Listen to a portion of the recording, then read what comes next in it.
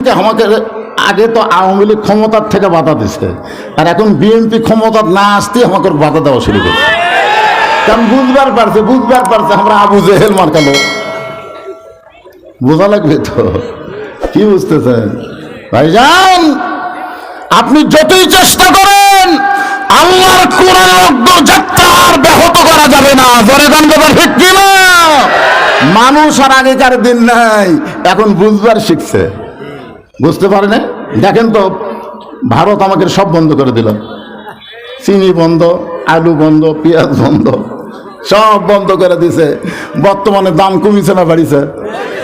তো বন্ধ করে দিল, কমলো কেন? মানুষ বোঝে না, মানুষ জানে না। ফালিয়াবুদু রাব্ব হাযাল বাইত আল্লাযী আতামাহুম মিন জু'i ওয়া আমানাহুম মিন খাউফ। নামাজের বিল যখন পাস হবে, আল্লাহ তাআলা দুইটা পুরস্কার মানুষকে সঙ্গে সঙ্গে দিবে। এক নম্বর পুরস্কার হলো তার রিজিকের কোনো পেরেশানি থাকবে না, আর দুই নম্বর পুরস্কার হলো যাবতীয় ভয় ভীতি থেকে আল্লাহ তাকে পুরোপুরি নিরাপত্তা দিবে। পৃথিবীর কোনো অ্যাটম বোমা, হাইড্রোজেন বোমা মুসলমানের পশমের ক্ষতি করতে পারবে না। জোরে কোনো কথা ঠিক কিনা?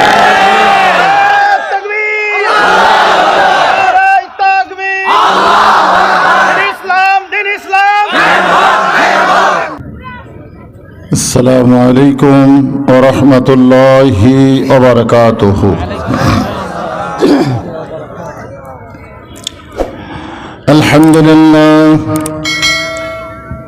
আলহামদুলিল্লাহ নাহমাদুহু ওয়া নাস্তাঈনুহু ওয়া নাস্তাগফিরুহু ওয়া নু'মিনু বিহি ওয়া নাতাওয়াক্কালু আলাইহি ونعوذ بالله من شرور أنفسنا ومن سيئات أعمالنا من يهدي الله فلا مضل له ومن يضلله فلا هادي له। সকলে জবান খুলে বলেন আশহাদু আল্লা ইলাহা ইল্লাল্লাহু ওয়াহদাহু লা শারীকা লাহু ওয়া আশহাদু আন্না মুহাম্মাদান আবদুহু ওয়া রাসূলুহু الذي أرسل رسوله بالحق بشيرا ونذيرا وداعيا إلى الله بإذنه وسراجا منيرا. فقد قال الله تعالى في كلامه المجيد والفرقان الحميد. জবান খুলে সকলে পড়েন আউযু বিল্লাহি মিনাশ শাইতানির রাজিম। বিসমিল্লাহির রহমানির রহিম। ইয়া আইয়ুহাল্লাযীনা আমানুত্তাকুল্লাহা হাক্কা তুকাতিহি ওয়া লা তামুতুন্না ইল্লা ওয়া আনতুম মুসলিমুন।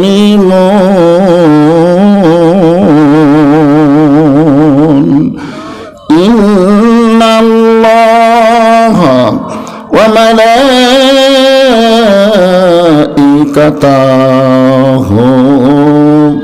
ইউসাল্লুনা আলান নাবী ইয়া আইয়ুহাল্লাযীনা আমানু সাল্লু আলাইহি ওয়া সাল্লিমু তাসলিমা আল্লাহুম্মা সাল্লি আলা মুহাম্মাদ আল্লাহুম্মা সাল্লি আলা সাইয়্যিদিনা মুহাম্মাদ আল্লাহুম্মা বারিক আলা মুহাম্মাদ মাশরিকে হুব্বে মুহাম্মাদ সকলে বলি সাল্লাল্লাহু আলাইহি ওয়াসাল্লাম मतलाए दीवानी माँ मतलाए खुर्शीद इश्कास सीनाए सुजानी माँ बलागल उला बेकमालिही कशाफत दुजा बेजमालिही हसनत जमीओ खसालिही सल्लो अलैहि व आलिही अल्लाहुम्मा आमीन। জান্নাতের বাগান থেকে জান্নাতি মানুষদেরকে নিয়ে আমি গুনাহগার তোমার রহমতের দরজায় দুখানা হাত তুলেছি আল্লাহ। হাসরের ময়দানে জব্বার আর কাহার নামে রূপ নিয়া তুমি যখন বিচার শুরু করবে তোমার সামনে দাঁড়ায়া সমস্ত নবীরা নাফসি নাফসি বলে কাঁদতে থাকবে। এমন কঠিন অবস্থা হাসরে হবে, সেদিন সমস্ত নবী তার উম্মতকে ভুলে যাবে, শুধু বলবে আল্লাহ আমার কি হবে, আমার কি হবে। একমাত্র দরদি নবী শাফাতের কান্ডারি ইয়া রব্বি হাবলি উম্মতি বলে সেজদায় পড়ে যাবে। সেই কঠিন মুসিবতের সময় আজকের এই মাহফিলকে ওসিলা করে আমাদের সবাইকে রাসূলের উম্মতের কাতারে আল্লাহ কবুল করে নিও।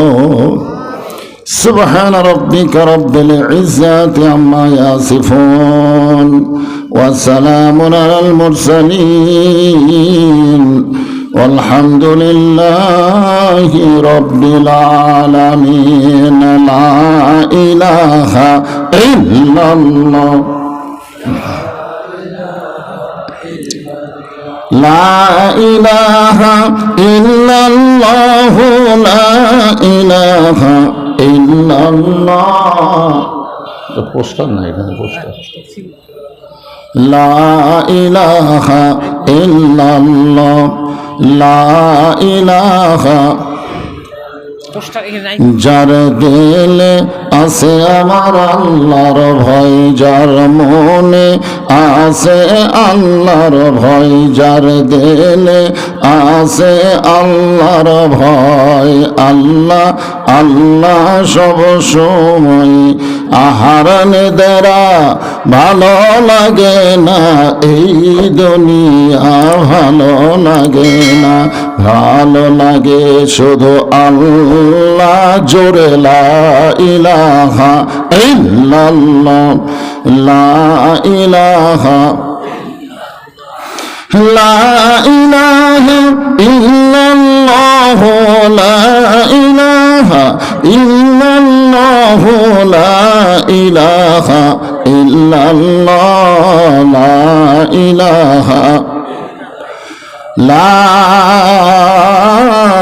ইলাহা ইল্লাল্লাহ মুহাম্মাদুর রাসূলুল্লাহ।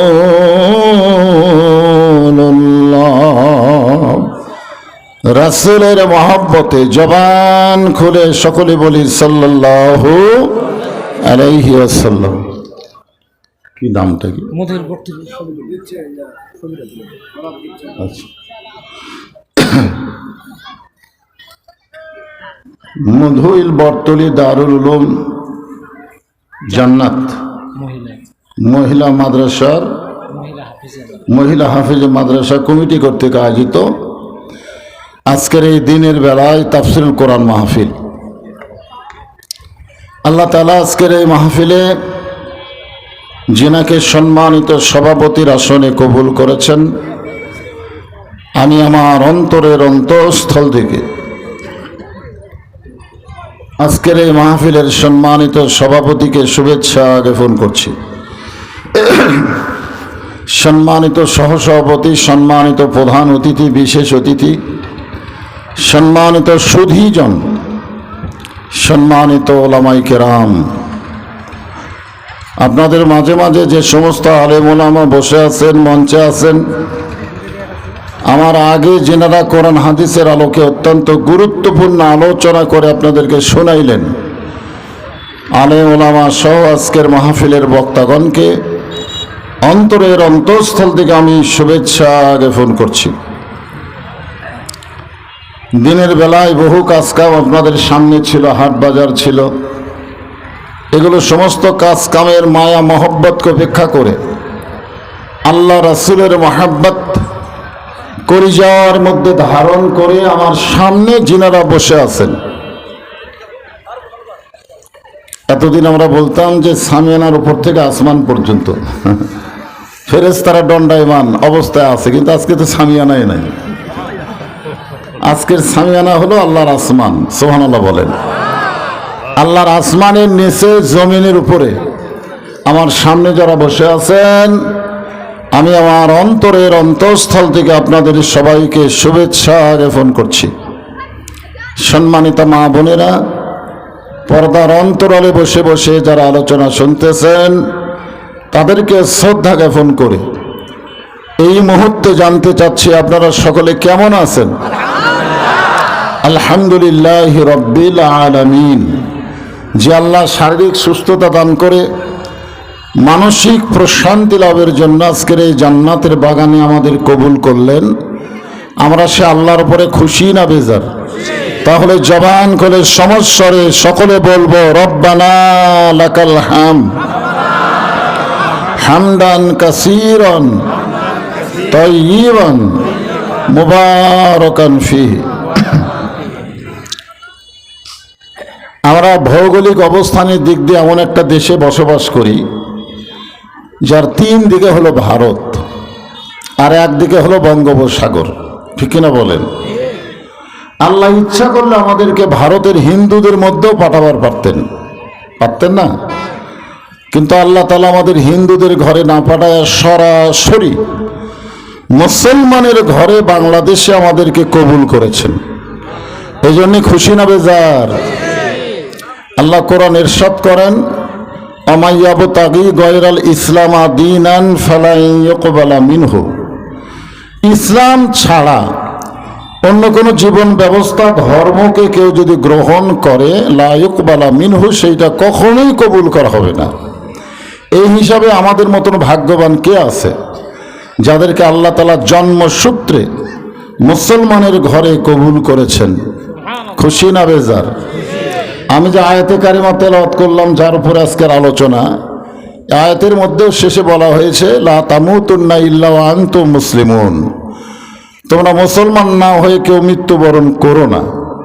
আপনারা বলেন তো, হিন্দু বৌদ্ধ খ্রিস্টানদের ঘরে জন্ম নিয়ে মুসলমান হয়ে মরা সহজ না কঠিন?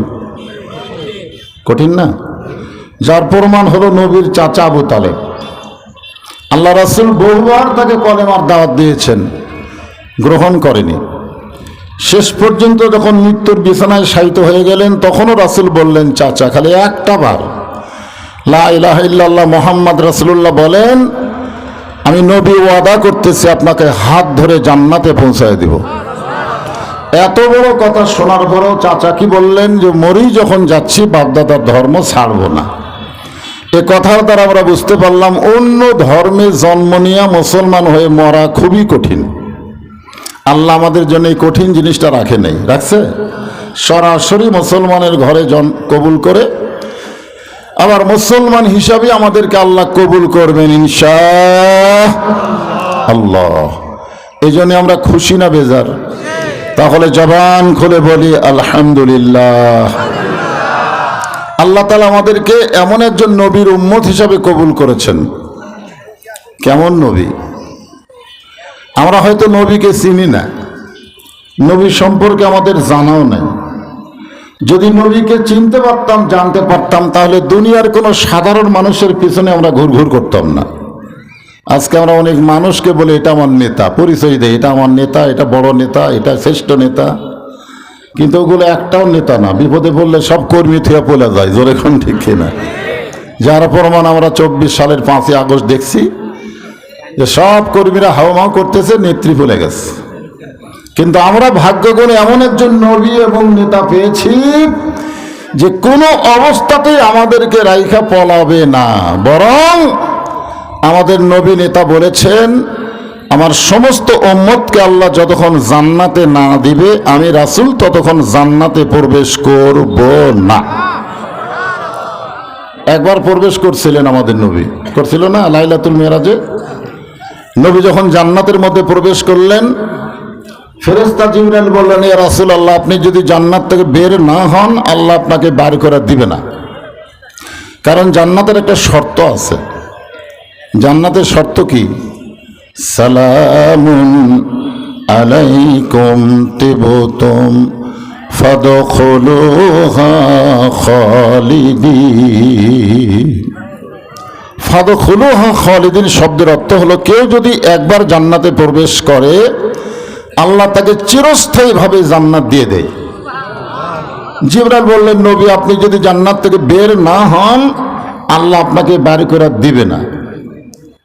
এ কথা শোনার পর আল্লাহ নবী এত রাগ করলেন, রাহমাতুল লিল আলামিন নবী সেই রাগ করলেন। জিবরাইল বললেন, হুজুর আমি তো আপনার পক্ষেই কথা বলেছি, আপনি এত রাগ করছেন? রাসূল বললেন, জিবরাইল আমি নবী আমার জন্য না, আমি নবী হলাম আমার উম্মতের জন্যে। সুবহানাল্লাহ। আমি নবী কার জন্যে? আমার উম্মতের জন্য। আল্লাহ যদি আমাকে বলতেন জান্নাতে থাকার জন্য ঢোকেন, আমি নবী জান্নাতে ঢুকতামই না। আমাকে শুধু জান্নাত দেখার জন্য ঢুকতে বলেছেন। আমি সেই দিন জান্নাতে থাকার জন্য ঢুকব যেদিন আল্লাহ আমার সমস্ত উম্মতিকে জান্নাত দিবে। এখন বলেন, যেই নবী জান্নাতে গিয়েও আমাদের কথা বলে না, আমরা সেই নবীকে বলতে পারি? তাহলে দুনিয়ার সমস্ত পানশার নেতা বাদ দিয়ে আমাদের নবীকে নেতা হিসাবে আমাদেরকে গ্রহণ করা লাগবে। রাজি আছেন সবাই? আমি যে বলবো আমার নেতা, তোমার নেতা, সকলে বলবেন বিশ্ব নবী মুস্তাফা। আমার নেতা, তোমার নেতা ইন্নাকা লাআলা খুলুকিন আযীম। যাকে আপনারা বিশ্ব নেতা বললেন তিনি কেমন? আল্লাহ কোরআনেই বলেছেন, মহান চরিত্রের অধিকারী। আল্লাহ বলেছেন আমাদের নবীর চরিত্র কেমন? আজিম শব্দটা আল্লাহ উল্লেখ করে জানাই দিলেন, মহান চরিত্রের অধিকারী হলেন আমাদের নবী। এই জন্য আল্লাহ বলেছেন যে সবাইকে বাদ দিয়ে নবীকে তোমাদের আদর্শ হিসাবে গ্রহণ করে নাও। আছেন আমার মুক্তার, আছেন আমার ব্যারিস্টার, সেজ বিচারের হাইকোর্টেতে তিনি আমায় করবেন পার। আমি পাপী রাসূল জাবিন্দার। আল্লাহ যখন হাকিম হইয়া আমাদেরকে আসামি বানায় বিচার শুরু করবেন, ওই সময় আমাদের নবী উকিল হয়ে, ব্যারিস্টার হয়ে আমাদেরকে সুপারিশ করে জান্নাতে পৌঁছায় দিবে। এমন নবীর উম্মত হওয়াতে খুশি না বেজার?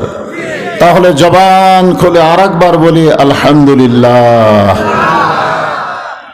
এখন যে কোরআনের তাফসীর শোনার জন্য আপনারা এসেছেন, এই কোরআনের মধ্যে কোনো ভুল? সবাই বলা লাগবে। এ কোরআনে কোনো ধোঁকা? এ কোরআনে কোনো গোজামিন? 3বারই কিন্তু আপনার নাই কইছেন। এখন আপনারা বলেন তো, যে আইন দিয়ে আমাদের বাংলাদেশ চলতেছে, এ আইনের মধ্যে ভুল, ধোঁকা, গোজামিল? তিনবারই কিন্তু আপনারা বলছেন আছে।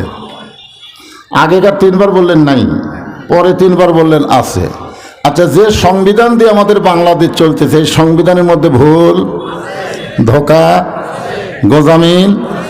মাশাআল্লাহ।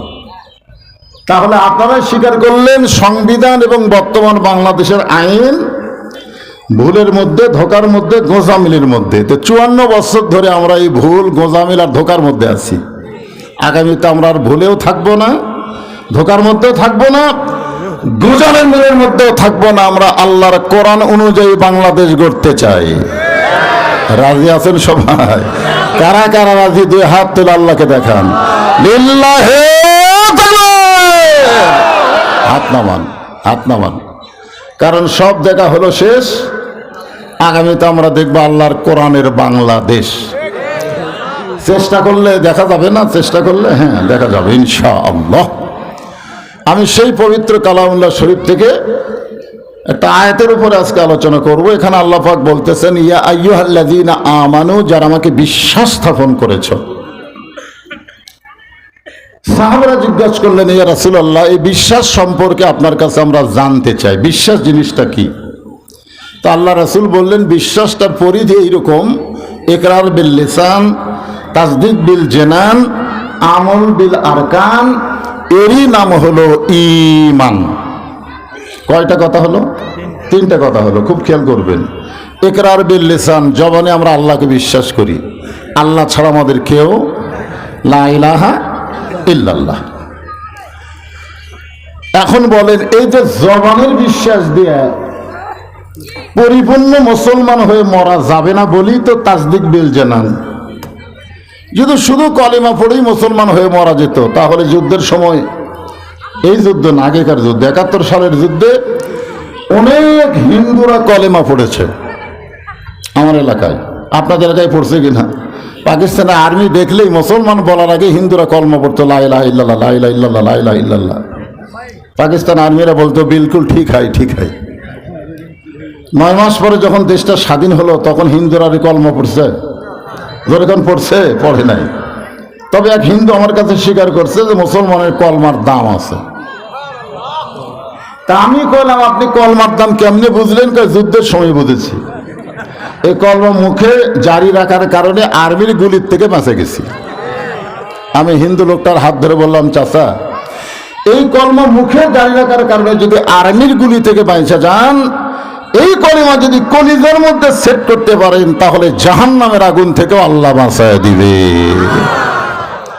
এখন বলেন তো, কলিজার মধ্যে সেট করার সাইজটা কিরকম এটা বোঝা লাগবে তো।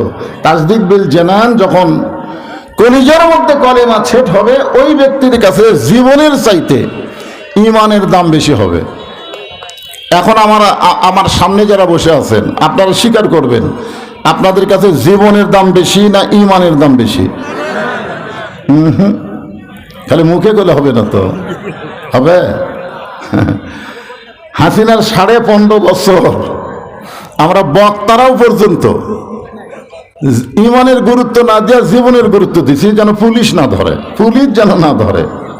যারা ঈমানের গুরুত্ব দিবে তারা আজরাইল ধরার চিন্তা করবে, আর যারা জীবনের গুরুত্ব দিবে তারা পুলিশ ধরার চিন্তা করবে। আপনারা বলেন, আমাদের জীবনটাকে,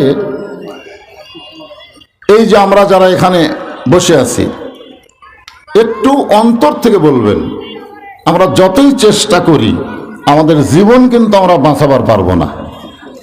পারবেন? যত চেষ্টা করেন, যত ডাক্তার ফাক্তার, এখন তো ভারত আবার ভিসা বন্ধ করে দিছে। আমাদের কিছু রোগী বলতো ভারতে যাব, বেঙ্গালোর যাব, চেন্নাই যাব, বাংলাদেশে চিকিৎসা না হলে কি হবে, ভারতে যাব। এখন ভারত তো বন্ধ করে দিছে, এখন কি হবে? হ্যাঁ, চিন্তা করেন।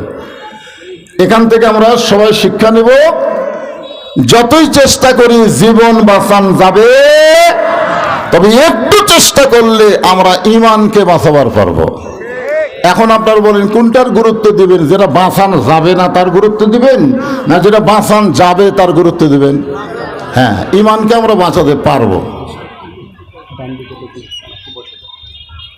এখন অনেক সবারকে একটাই, কারণ প্রেশার বেশি, এই রোদ তাদের কষ্ট লাগতেছে, এই জন্যই তারা ছায়ার মধ্যে বসে আছে।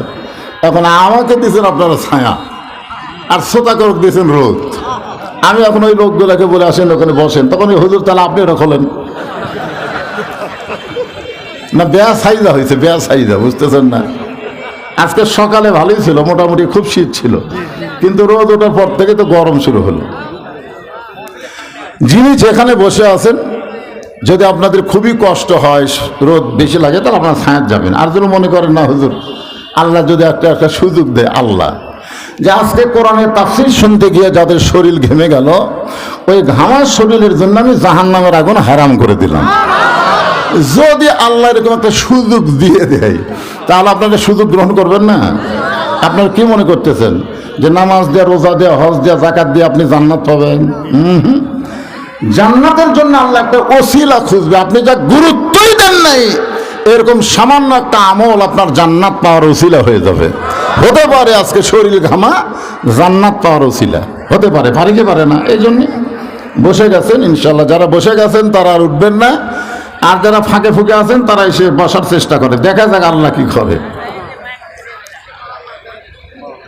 তাসদিক বিল জেনান এটা কেমন, এটা বোঝানোর জন্য বলতেছি।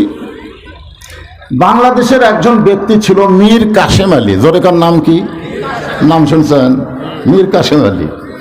ওনার উকিল এসে ওনাকে বলতেছে, স্যার রাত 12টায় আপনার ফাঁসি হবে। কয়টায়? রাত 12টায় আপনার ফাঁসি হবে। এখন বাজে 9:30, আর মাত্র 2.5 ঘন্টা টাইম আছে, মাত্র। কতক্ষণ? আর মীর কাশেম আলী বলতেছে, ভাই এখনো তো অনেক সময়। উকিল বলে মাত্র 2.5 ঘন্টা, আর মীর কাশেম আলী বলতেছে এখনো অনেক সময়। ভাই 2.5 ঘন্টা কেমনে থাকি? 2 ঘন্টা ঘুম পাড়ি। 2 ঘন্টা কি পারবো? ঘুম পাড়ি। এখন চিন্তা করেন 2.5 ঘন্টা পর তার ফাঁসি হবে, তাই 2 ঘন্টা বলে ঘুম পাড়বে।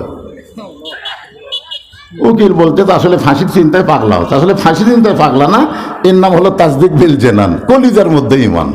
কারণ ইমান যার কলিজার মধ্যে আছে সে জানে মরা লাগবেই। যেরকম কথা ঠিক কিনা? মরা লাগবেই। এখন আপনি বেঈমান হয়ে মরবেন না মুসলমান হয়ে মরবেন, সেই চেষ্টা আপনাকে করা লাগবে না? লাগবে কি লাগবে না? উকিল মনে করছে ফাঁসির চিন্তা, পাগলা হয়ে গেছে। উকিল মন খারাপ করে বার হয়ে গেছে। 2 ঘন্টা পর উকিল ঘরের মধ্যে ঢুকে দেখে নাক ডেকে ঘুম পাড়তেছে। সাধারণ ঘুম না, হঠাৎ চমকা, হঠাৎ ঘুম, এটা না, নাক ডেকে ঘুম পাড়তেছে। উকিল কয় কি মানুষ করে, আর 8 ঘন্টা পর ফাঁসি হবে, আর নাক ডেকে ঘুম পাড়তেছে, পায়ের আঙ্গুল লড়াইছে, চেতন পায়ে বলতেছে ভাই সময় হয়েছে। না হুজুর এখনো, স্যার এখনো 8 ঘন্টা বাকি আছে। বলে ঠিক আছে, তাহলে উজু করে, এখনো যখন 8 ঘন্টা আছে, তাহলে উজু করে নামাজ পড়ে কিছু কোরআন শরীফ পড়ি। তো উজু করে 2 রাকাত নামাজ পড়ে তিনি সূরা ইয়াসিন পড়লেন। পড়ার পরে সবচাইতে ভালো পাঞ্জাবি, কয়েকটা পাঞ্জাবি তার কাছে ছিল জেলের মধ্যে, ভালো পাঞ্জাবিটা গায়ে দিয়ে আতশূন্য লাগায় বলতেছে ভাই চলেন যাই। উকিল বলতেছে স্যার আপনার ফাঁসি হবে। মুসকে মুসকে হাসে আর বলে তুমি বলো ফাঁসি হবে, আর আমার ইমান বলতেছে আমার মৃত্যু হবে না। উকিল তুমি বলতেছো ফাঁসি হবে, তাসদিক বিল জেনান, আমার কলিজার ইমান বলতেছে আমার মৃত্যু হবে না। কারণ অন্যায়ভাবে যাদেরকে হত্যা করা হয়, অন্যায়ভাবে যাদেরকে ফাঁসি দেওয়া হয়, তারা কোনো দিনও মরে না। এ কথা কার? ওয়ালা তাকুলু লিমান ইউকতালু ফি সাবিলিল্লাহি আমওয়াতুন বাল আহইয়াউ ওয়ালাকিন লা তাশউরুন। আল্লাহ রাস্তায় যাদেরকে হত্যা করা হয়, ফাঁসি দেওয়া হয়, তাদেরকে তোমরা মৃত্যু বলো না, আমি আল্লাহ বলতেছি তারা অমর। তারা কি? তারা অমর, তারা মরেনি। আমাদের এলাকার এক ছেলের নাম রাখছে আবু সাইদ। আবু সাইদ কি মরছে? আবু সাইদ অমর, ছেলের নাম রাখছে আবু সাইদ। আমার খালা তো বোনের এক মেয়ে হয়েছে, আমার খালা কইল বাবা আমার তো একটা নাতনি হয়েছে, তুমি একটা ভালো নাম থো। আমি বললাম হাসিনা। সেই করছি হাসিনা, খালার আগে আর বাঁচে না। আমারে কয় তুই আলেম না জালেম? আমি একটা ভালো নামের কথা বললাম, আপনি খুনি হাসিনার নাম বলি। এখান থেকে বোঝা গেল যারা আল্লাহ রাস্তায় যায় তারা কিয়ামত পর্যন্ত মানুষের অন্তরের মধ্যে অমর হয়ে থাকে। জোরে গান কথা ঠিক কি না?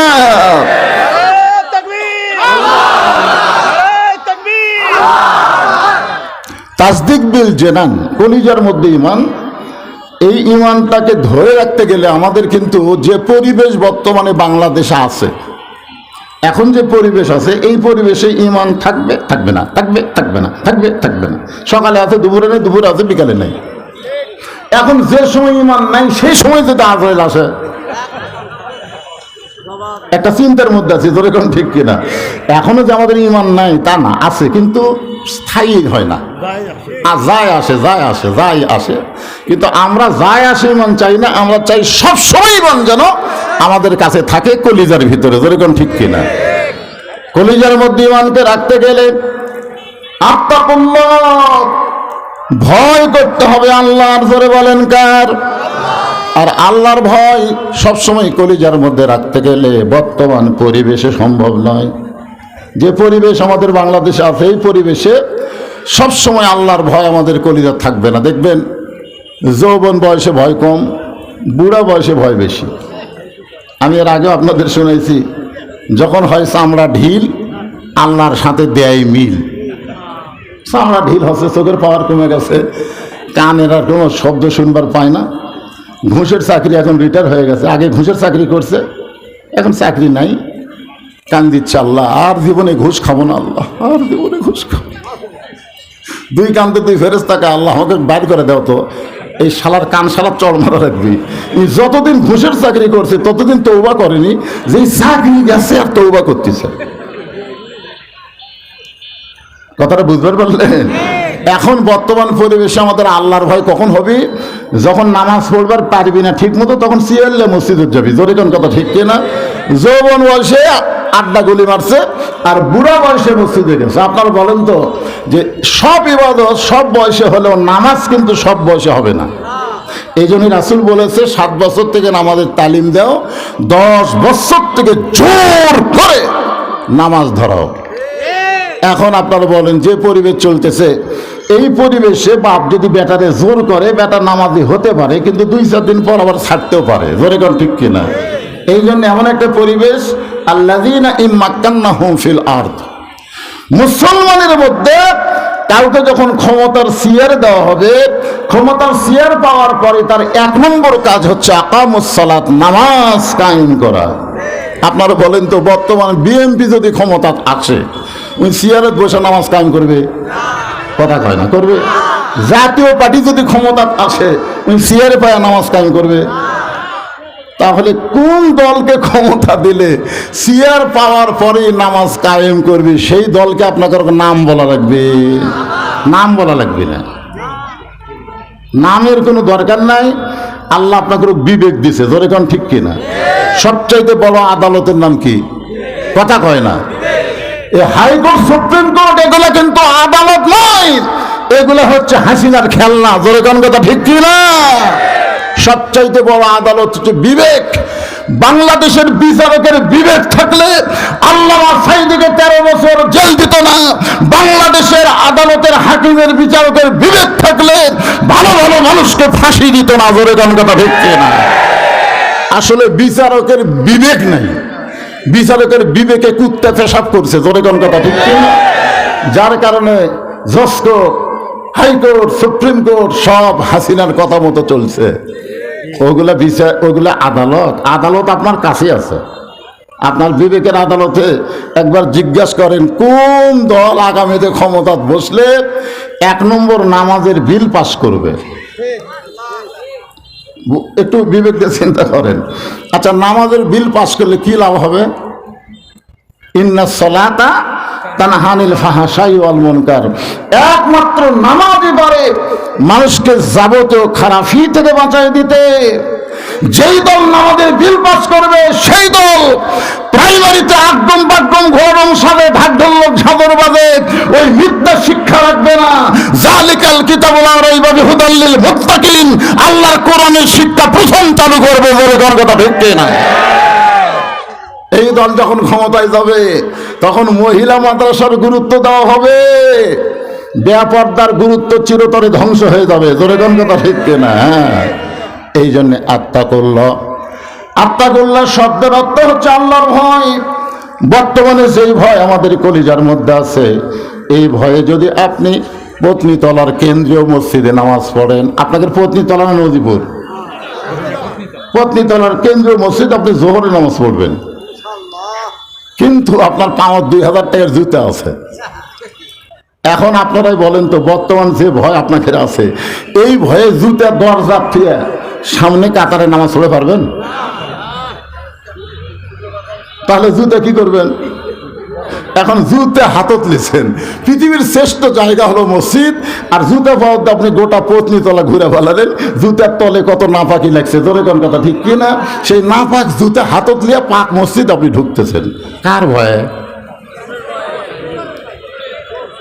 না, এখন যে পরিবেশ, এই ভয় যে আছে, আত্তাকুল্লাহ খুব খেয়াল করবেন। এই পরিবেশে এখন মুয়াজ্জিন আপনাকে জিজ্ঞাসা করতেছে, ভাই আপনি জোহরের নামাজ পড়বেন, সামনে কাতারে কার ভয়ে ঢুকলেন? আল্লাহর ভয়ে। তো আল্লাহর ভয়ে ঢুকলেন, জুতা কেন? তখন আপনারা বলতেছেন, ভাই চোরেরও ভয়। এখন আপনাদের কাছে আমার প্রশ্ন হলো, চোরের ভয়, আল্লাহর ভয়, দুই ভয় যদি একসঙ্গে থাকে, আত্তাকুল্লাহ ডিগ্রি অর্জন হয়? জোরে বলেন হয়? তাহলে আত্তাকুল্লাহ, ইমানদারকে লক্ষ্য করে আল্লাহ বললেন আল্লাহর ভয় করো। এই ভয় যদি আপনি অন্তরে রাখতে চান, তাহলে মানুষের তৈরি আইন দিয়ে হবে না, আল্লাহর কোরআনের আইন লাগবে। জোরে কোন কথা ঠিক? কোরআন খালি ওয়াজের মধ্যে আপনারা রাখা দেবেন যে বক্তা আসবে, কোন বক্তা? আমির হামজা কিরকম করে, আজহারি আছে যশোহরে, হায় হায়, কেউ কয় 30 লাখ, কেউ কয় 20 লাখ, কেউ কয় 15 লাখ। হাই, কত লাখ হচ্ছে সেরকম না, লক্ষ লক্ষ মানুষ আছে। ধরে কোন ঠিক কিনা? পরে খোঁজলে দেখা গেল শতকরা 90 জন শ্রোতা নামাজই পড়েনি। জিজ্ঞাসা করছে সাংবাদিক, কে ভাই আপনার যে অত দূর থেকে আসলে কি জন্য? আজহারি দেখতে পাচ্ছি। এইরকম যদি কোটি কোটিও শ্রোতা হয়, কোরআন শোনার শ্রোতাদের আল্লাহর কোনো লাভ হবে না, কোরআনকে গ্রহণ করার শ্রোতা লাগবে। জোরে কোন কথা ঠিক না? সামিনা কথা আয়না, শুনতে হবে এইটাকে গ্রহণ করার জন্যে। আবু জেহেল কি কোরআন সব শোনেনি? কি কোন শোনেনি? আপনারা তো তাও রোদের মধ্যে সামনে বসে থাকা শুনতেছেন, ওর তো বসারই চান্স হয়নি। ওই রাতের বেলা দাঁড়ায় দাঁড়ায় চোরের মতন শুনছে। সারা রাত কোন দিক দিয়ে গেছে আবু জেহেল বুঝবারই পারেনি। সকালবেলায় গিয়ে মিটিংয়ের মধ্যে বলতেছে, এত সুন্দর কোরআনের বাণী, রাতটা কোন দিক দিয়ে গেল আমি বুঝবারই পারিনি। সুবহানাল্লাহ বলেন। দেখছেন আবু জেহেল কোরআনের পক্ষে কথা বলতে, এই মাইকালা ভাই সামনে একটু আসতে দাও। আবু জেহেল কোরআনের পক্ষে বলতেছে, কিসের পক্ষে? গ্রহণ করার পক্ষে না শোনার পক্ষে? কথাটা খেয়াল করবেন, আমার মধ্যে মারিফতের পেঁয়াজ আছে। এত সুন্দর কোরআনের বাণী, রাতটা কোন দিক দিয়ে গেল আমি বুঝবারই পারিনি। আবু সুফিয়ান বলেন, এটা যেই কোরআন শুনতে রাত কোন দিক দিয়ে যায় বোঝা যায় না, সেই কোরআন ধরলে অসুবিধা কি? মানে শুনতে যদি এত মজা লাগে, তাহলে এভাবে ধরা লাগবে। ধরবার গেলে লা ইয়ামুসুহু ইল্লাল মুতাহহারুন, ধরবার গেলে ঠেলা আছে।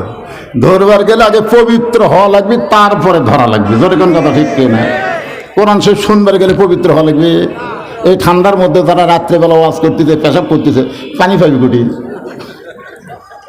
মানে শুনবার গেলে পবিত্র হওয়া লাগবে না ভাই, আপনি নাপাক অবস্থাও শুনতে পাবেন, কিন্তু ধরবার গেলেই।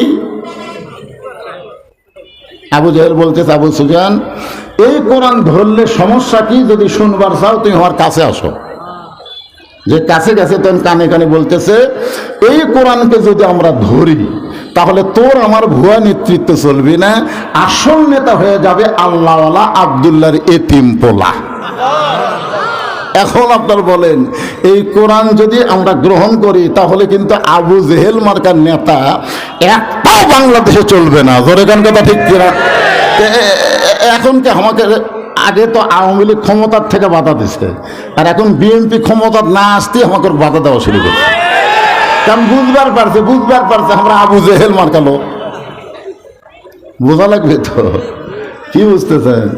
ভাইজান, আপনি যতই চেষ্টা করেন আল্লাহর কোরআনের অগ্রযাত্রা আর ব্যাহত করা যাবে না। জোরে গান কথা ঠিক কিনা? মানুষ আর আগেকার দিন নাই, এখন বুঝবার শিখছে। বুঝতে পারে না?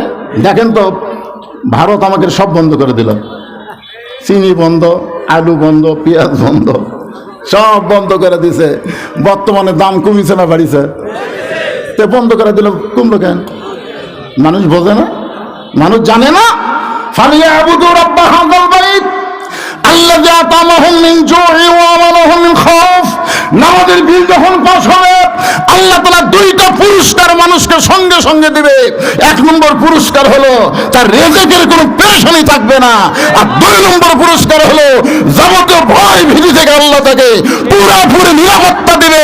পৃথিবীর কোনো অ্যাটম বোমা, হাইড্রোজেন বোমা মুসলমানের পশমের ক্ষতি করতে পারবে না। জোরে জোরে কথা ঠিক কিনা?